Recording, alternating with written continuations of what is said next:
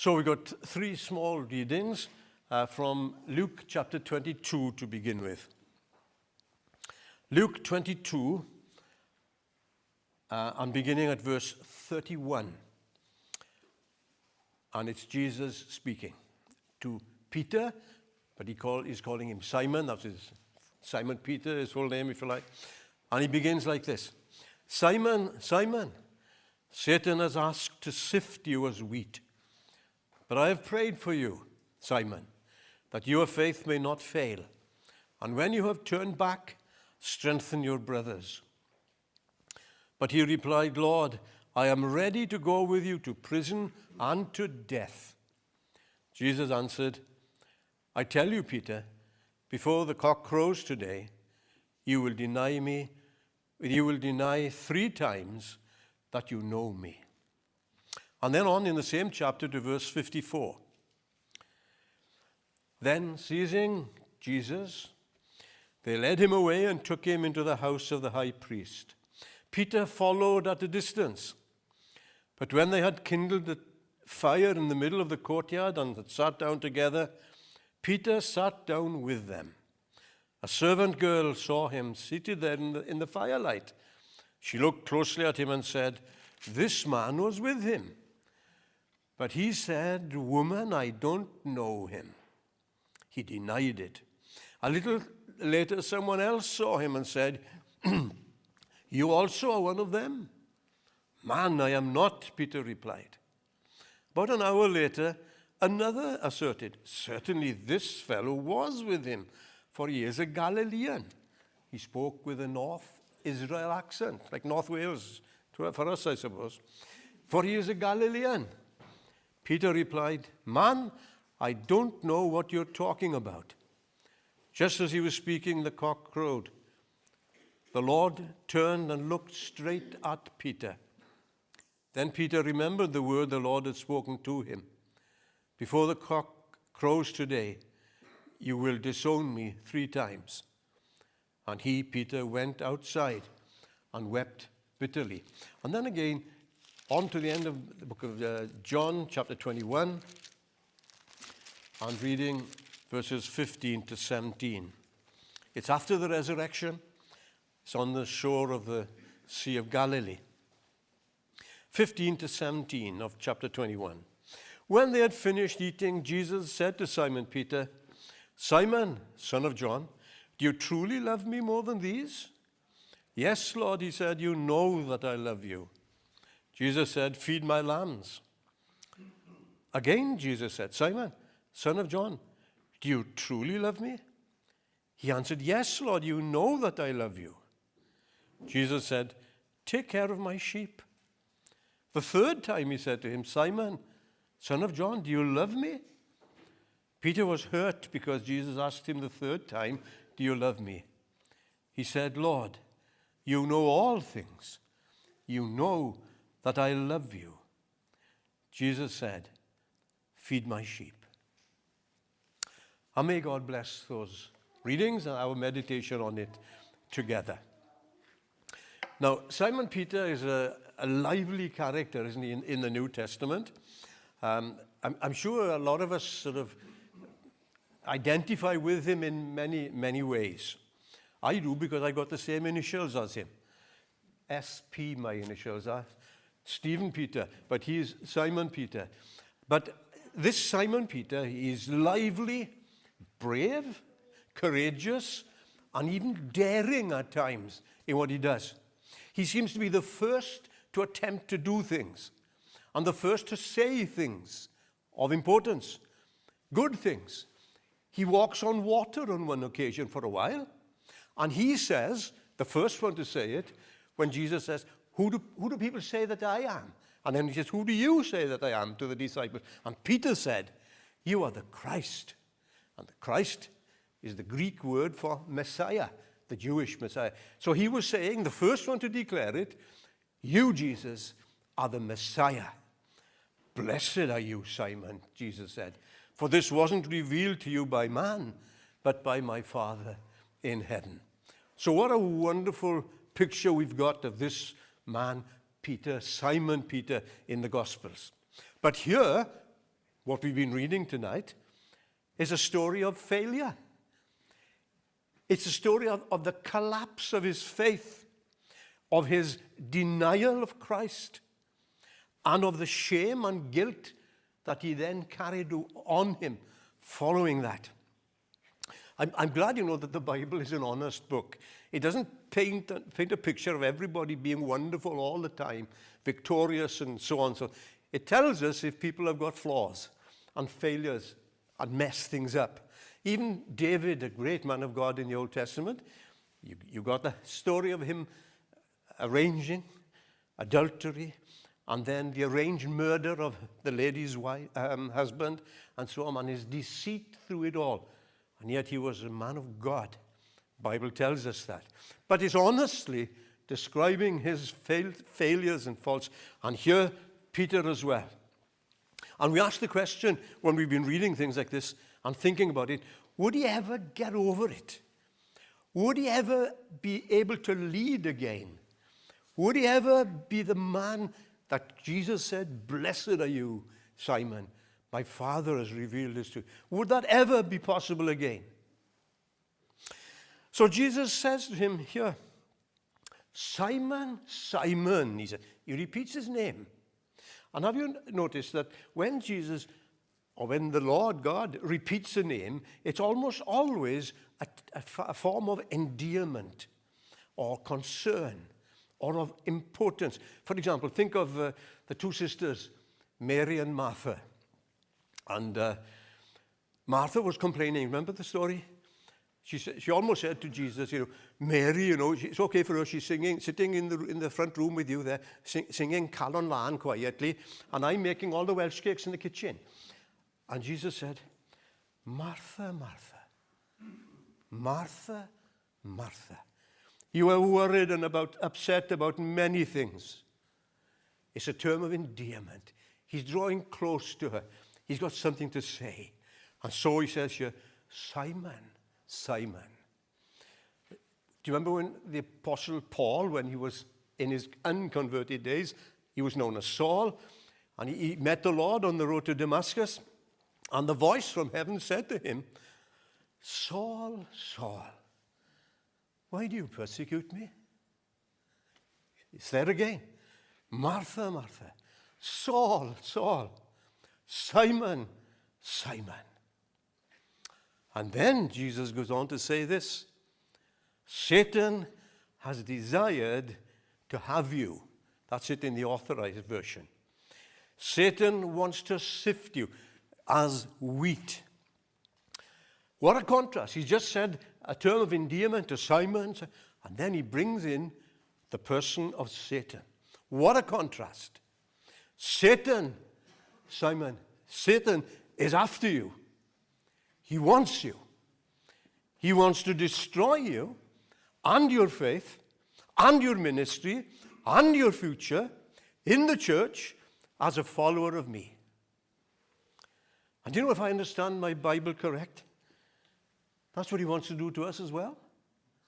If you are close to Jesus Christ in your life, you're a target, and I'm a target. If we are just drifting along any old how, he'll probably leave us alone. "Simon, Simon," Jesus said, "Satan is after you." Satan hates faith. Faith is when we depend upon Jesus, on the Holy Spirit, on the love of God. He hates that. He hates it when we depend upon God. He hates us being real disciples. He hates us to encourage us and to experience the work of the Holy Spirit in our lives. And we neglect Satan, if you like, at our peril. There's a lovely verse in 2 Corinthians 2 which says this, "In order that Satan might not outwit us, for we are not unaware of his schemes." King James Version said, "We are not ignorant of his devices." Satan wants to outwit believers. He wants to trap them, beat them, finish them off. The problem is this. We said we are not unaware of his devices, but very often we are. We can be unaware of his schemes. We can be unaware of the reality of his person, his power, and his plans. We can be unaware of how, where, and when he works. The book of Job says that Satan goes to and fro in the earth, walking up and down in it, looking, seeking whom he might destroy. Jesus talked about Satan as the prince of this world. He calls him a murderer and a liar, a thief who comes to steal, kill, and destroy. He says lying, or the Bible says, lying is his native language. When he speaks, he lies. Somewhere else it says that the devil prowls around like a roaring lion, looking for someone to devour. Don't ignore that reality, my dear believing friend. Because if we ignore that, we can become a prey to something worse. John, I think it's in the book of Revelation, calls him the accuser of the brethren, accuser of the believers. A lady who was quite prominent before and around and after the time of the Welsh revival in 1904-05 was Jessie Penn-Lewis. She's a Welsh lady. She wrote a book cooperating with Evan Roberts, who had been taken to her and her husband's home in Leicester after the revival. And the book was called War on the Saints. You can still get it, I believe. War, you might not agree with everything in it, but they were saying this, that the revival had taken place, great blessing, but now the war was coming. War on the saints. And that's just what Peter was facing here. Simon Peter was facing. Simon, Simon, Satan has asked to sift you as wheat. He's desired to have you. Do you know we can put our own names there? Satan has desired to have you, Steve. Put your own name there. To sift you as wheat, to put you through the grid so that you're useless from there on. It's something real. It's something we can take personally. We can take as a church. We can take as a country. But remember this. It says Satan has asked to devour you. He's desired, we are told, the authorized, to have you. It's not that he can sort of demand it. He desires to ruin us, you and me. He desires to ruin our testimony and our faith. But he can only ask for it. He can only desire it. He doesn't have the final say. Thank God for that. Jesus does. That's where the final say is. But what he wants is to sift us as wheat. Put you through the grid. Shake you up. Spoil you. Minimize you. What goes through the sieve is minimized, isn't it? Destroy you. Finish you off. Peter was almost there. In his own strength, as far as he was concerned, he'd had it. But there was another that he got to know more and more, of course. Greater, more powerful, all powerful. The victor. Now, it might be that you and I experience something of this, or we have experienced this, or we will experience something like this. God forbid, but it might. And we might be, or we are, I don't know, battered, bruised, beaten. We think I'm a failure as a Christian, as a believer, or perhaps as a parent, or as a spouse, or as a child. My life is fruitless. I've been sifted. I feel I'm like a reject, as Peter no doubt felt that. Reading a book recently by Derek Prince, quite a leading, Pentecostal. He's dead now, but based in Jerusalem for much of his life.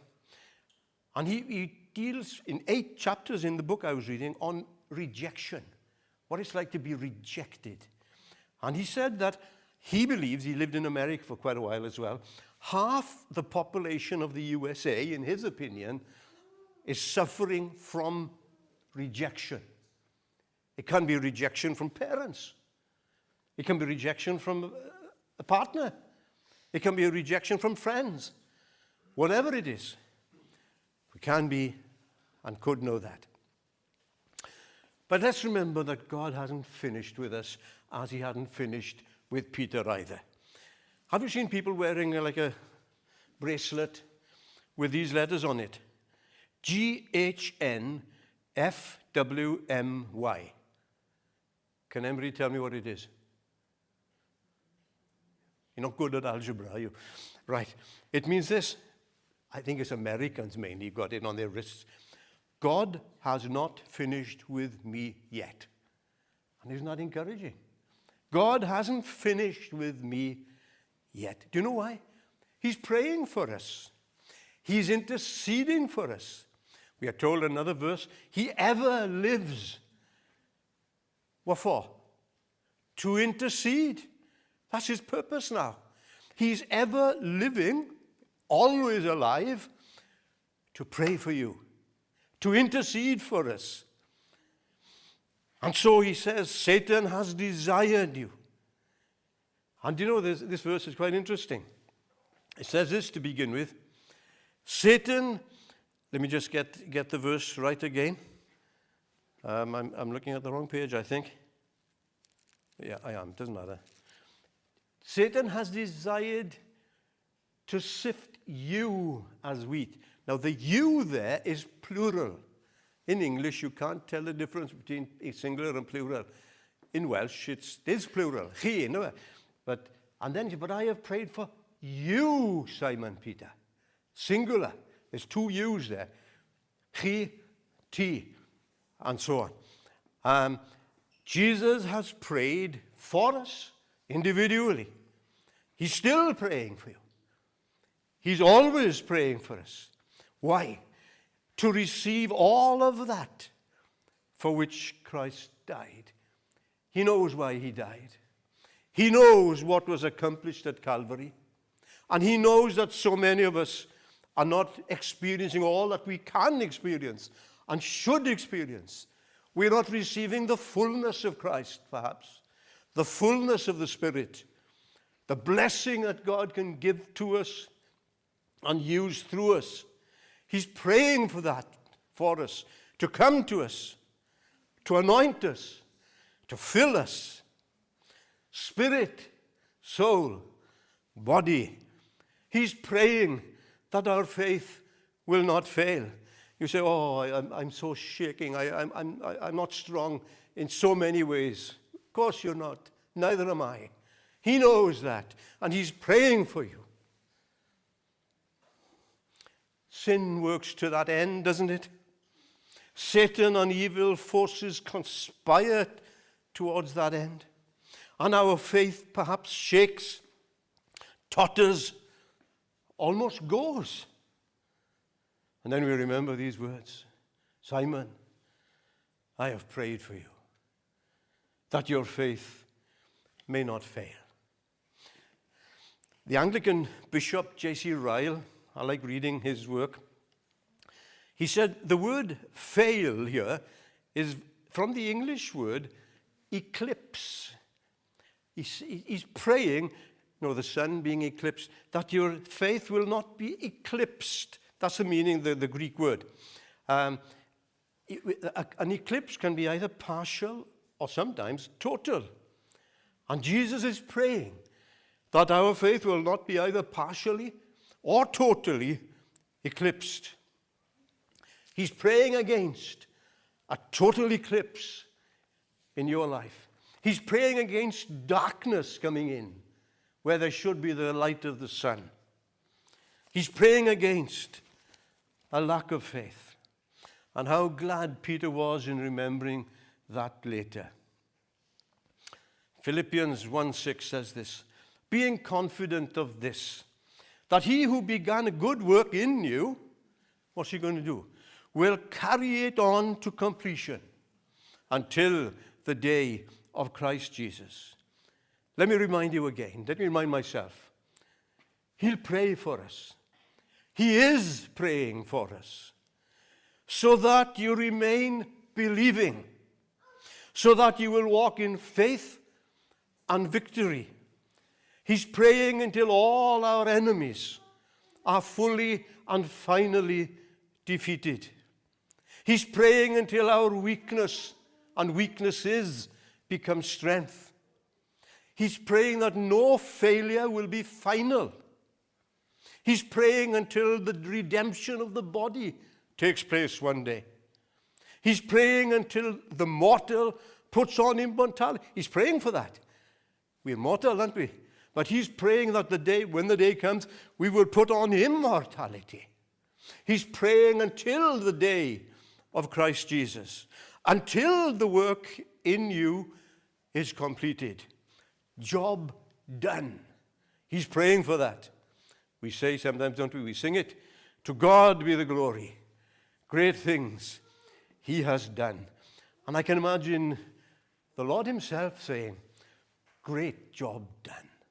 When he sees people, his people, believers, coming through all these trials and temptations.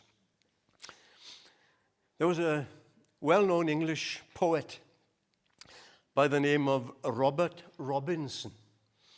And he wrote some good poetry, and he was in ministry a few centuries ago. But he drifted away from the faith completely. He left the ministry. He left the country. He went to France, to Paris. And one day he was taking a cab, a horse and cart cab, in Paris. And there was a young lady in the cab who was obviously an English student, French, but an English student. And she said, I've just had some lovely poetry, she said. Can I read a bit to you? And he said, yes, of course. And she started reading this out to him. Come, thou fount of every blessing, tune my heart to speak thy praise. Streams of mercy never ceasing, call for songs of loudest praise. And she went through it, that you know it as a hymn. And she said to Robert Robinson, do you know it?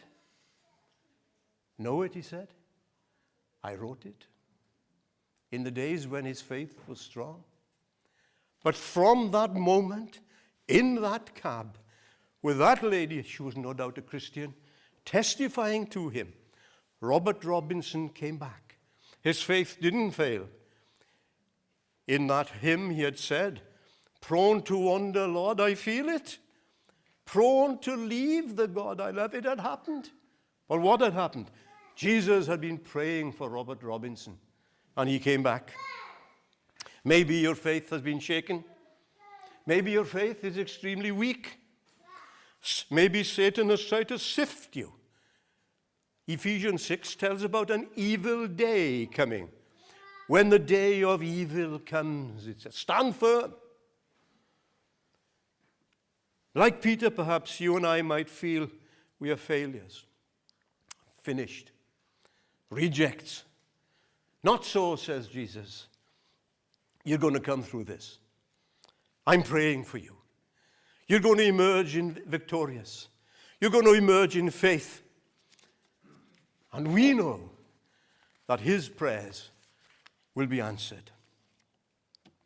And so we come to that last bit that I read to you in John 21, where Jesus was on the shore and meets Peter and the rest, of course, again. But he speaks to Peter directly.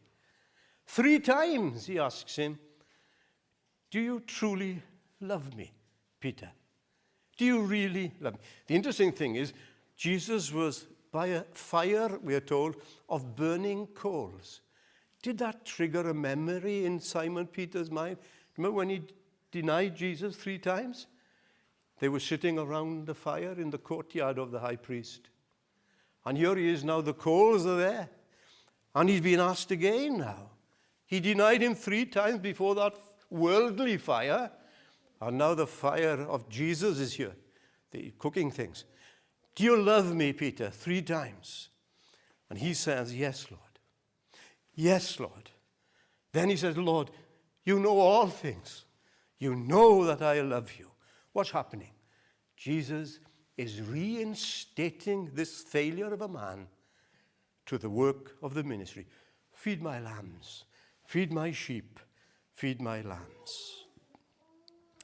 After the resurrection, the ladies went to the tomb, you remember? And they were given this message from heaven, really, isn't it?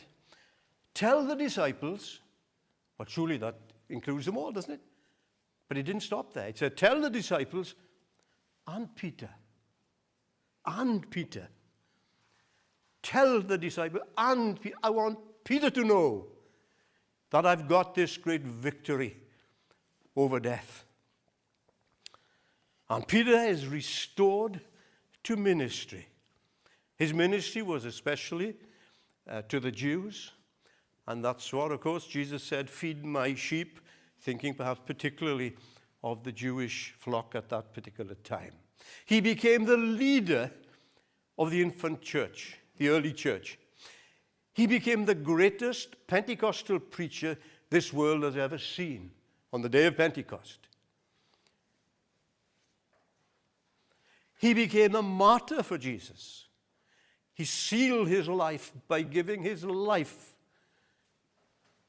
to die for Jesus. They say, historically, it's not in the Bible, but they say that he desired and demanded, they wanted to crucify him in Rome, that he be crucified upside down, not like his master. He didn't deserve to be crucified like Jesus, he said. Well, that's what they say anyway. Let me say this to you tonight as I'm finishing, almost. If you feel that you're a failure, tell the Lord. Tell the Lord about it. You know, our son was working in Trinidad and Tobago for a few years once. And in the office where he was working, a lady used to come in from the local community, a black lady, and she'd say to him, what sort of day have you had today, Pred? I said, Peredir, his name is. What sort of day have you had? And Peredir would say, oh, it's been difficult, it's been whatever, you know, you get days like that. And she always said to him every time, tell the Lord about it. Tell the Lord about it. I don't know if he did, but he certainly related to us what she said. We actually met her when we went out there once, when we went to their prayer meeting on a midweek service. So let me say this. Tell the Lord about, you don't need to have a West Indian accent, but just tell the Lord about it, that you're a failure. And thank the Lord, same time, that he's praying for you. Thank him for mercy and grace. And tell him that you love him and thank him for that. And trust the Lord that he'll renew you, as he renewed Peter, and use you. And you will be fulfilled in your life's work, whatever it might be. It might be up front, it might not. It doesn't matter. Only that we're in the will of God. Unlike Peter, experience the Spirit-filled life. Remember, he was there on the day of Pentecost when the Holy Spirit came down. He had a Spirit-filled life, a Spirit-filled ministry. And blessing came. Why did the Holy Spirit come? Well, I'll tell you why. Because Jesus was praying for that and sending the Holy Spirit. Because the Holy Spirit, we are told elsewhere, was not given until Jesus was glorified. When Jesus is glorified, the Spirit comes. Let me finish with a true story. I might even have mentioned this when I've spoken before here, or wherever. I'm not sure. But we were in Canada for 4 months, about 12 years ago. Swapped houses with a Canadian pastor and swapped cars. That's the cheap way to have a holiday. And anyway, we went to a service on Vancouver Island in the city of Victoria. And the speaker was Charles Price. You might have seen him a couple of years back on TV quite often on the Christian channels. He's a pastor in Canada, but he's Englishman. And he gave the story of a man that he knew by the name, I think it was John Hunter. in England when he was ministering in England. And John Hunter had this lovely phrase he used all the time. And this is it. For this, I have Jesus. So much did he like that phrase, he had bookmarks made from it. And when he sent a Christmas card, he'd put that in and send it to friends and family. For this, I have Jesus. And when Charles Price was in Toronto in Canada ministering, he had a message saying that John Hunter had had a stroke and he was seriously ill in hospital, very ill. He'd had 2 strokes, in fact. And he said, I must phone his wife, because time passed. And he started talking. He said, I'm so sorry to hear that John has had a stroke. I just wanted to phone and say that we in the church are praying for him here in Toronto. Well, Charles, he said, don't go any further. He's today just been released from hospital. And I'm so glad to hear that. And he wants to speak to you, she said. But you'll have difficulty understanding anything he says. But he wants to hold the phone. So he took the phone. And Charles Price said, John, I'm so sorry to hear you've been in hospital, but I'm glad that you're... He cut him off. And as he spoke through the muffled words that came down the phone, he heard him saying this, for this I have Jesus. For this I have Jesus. Charles Price related that incident in the Filey Convention. And he went home after that. And a few weeks later, he had a call from a lady, said, I wanted to speak to you after the service in the Filey Convention. But there were so many people that I couldn't do it, so I've gotten in touch with you now. She said, I want you to know that I knew John Hunter. And he too sent me that bookmark, for this I have Jesus. And a few years back, and she said, a few years ago, one morning, my husband left for work. I got the 2 children ready and sent them to school. And the police knocked the door. They told me my husband had been in an accident. I went to the hospital and found out that he had been killed. I returned home, she said. I had to go to the school later and tell the children that Daddy wouldn't be coming home anymore, but that he'd be waiting for us in heaven.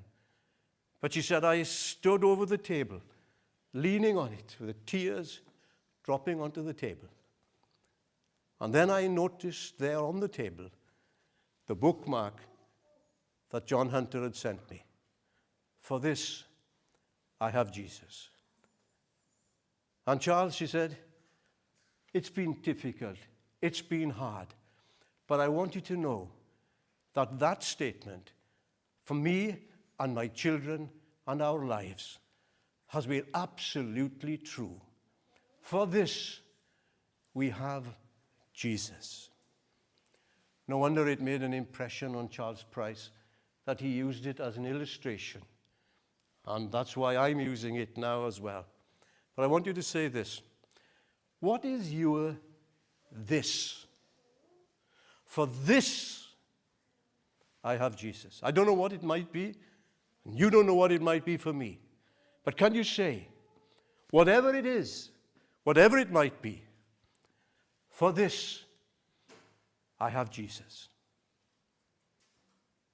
Can you say that? I trust you can. And be like Simon Peter.